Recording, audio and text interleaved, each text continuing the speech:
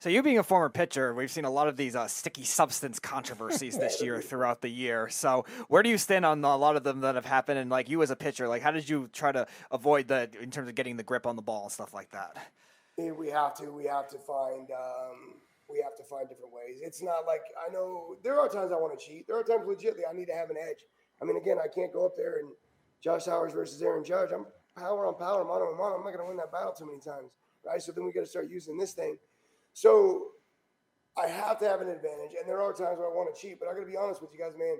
90, 95, 98% of the time, I just want to grip the ball.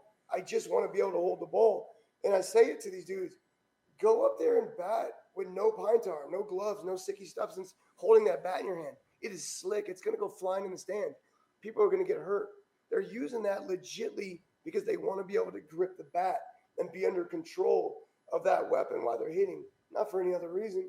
We're very, very similar in that regard. Now, can I use that stuff to make the ball move and do more stuff? For sure. But for the most part, I don't need to. If I have control of the ball just by the grip, then I'm going to be fine trusting my natural ability. So, yeah, I'll use it to cheat. But is it cheating? It's been going on for 30, 40 years. They've been spitting at the ball. I mean, I talk about it, Major League. If you watch the movie Major League, Harris tells the Wild thing. He says, I can't throw the ball like you. I got to spit. I got to use Vaseline. I'll use whatever, snot, if I have to. Mm-hmm. So this has been going on forever. Now all of a sudden baseball wants to step in and said, that's cheating. You're cheating. Get out of here. It's cheating. Yeah. It's been going on forever. The same people that are not now, but have been hired to work in the front office for MLB to say, hey, you can't cheat. Some of those people along the way are the same ones who taught us how to cheat. Mm-hmm. Coaches was beautiful. Mm-hmm. And you know what's so funny? Everybody was okay about steroids. Bud Selig was okay about steroids when it was going on. What's wrong with them? Mm-hmm. I don't think there's anything wrong with it. Since the beginning of time, how many people in the Hall of Fame use steroids? Since the beginning of time, it's always been a part of our game, right? And now all of a sudden it's this big deal. Here's the deal, dude. If you took steroids right now, do you think you can go hit in the big leagues? No, not at all. No. I got a lot of guys out here. Kid just walked in. He used to play minor league baseball. There's a lot of dudes out here that play college baseball. A couple played. I think one or two played minor league baseball. It doesn't matter. It doesn't matter. There's such a massive separation in talent and doing this. You can take whatever you want. It doesn't matter. But why does it help guys on that level? One, there's this mental side, right? So it gives us this air of confidence to where we're kind of tricking our brain. But two, it keeps me healthy. Mm-hmm. It keeps me healthy, and that's all I need, right? So there's not this huge advantage that it really does. What's it going to do? Take a ball that you're hitting 440 and make it 460? Mm-hmm.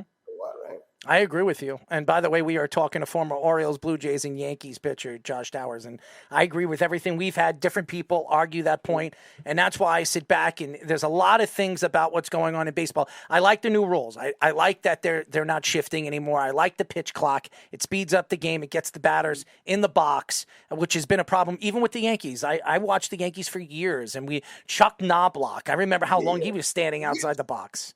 Yeah, well, they Kenny Lofton used to walk up and hear his whole song. Mm-hmm. I think I told you guys, but I'm telling you my Jeter story where I stepped off the back of the mound. No. I didn't tell you guys this? No. I'm sure I would have.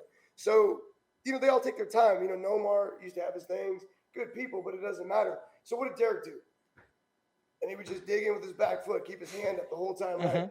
And take his time. And it gets boring. It's like, dude, uncle at this point.